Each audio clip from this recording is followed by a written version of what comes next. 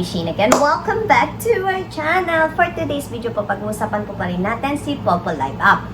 At ang topic natin for today ay kung paano nga ba mag-download ng Popo Live App gamit ang link.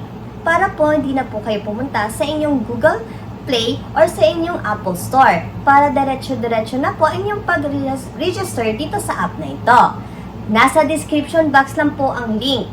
At meron po kaming Facebook page kung gusto nyo pong magtanong or magpag-guide dito kay Popo Live App. Ito ay ang Team Mimi Agency. Ito po ang logo namin. At kung gusto nyo po sumali bilang sub agent namin, nasa description box lang din po ang link kung gusto nyo po. At kung gusto nyo po magpag-guide, huwag po kayong mahihiyang magtanong po dito sa aming agency.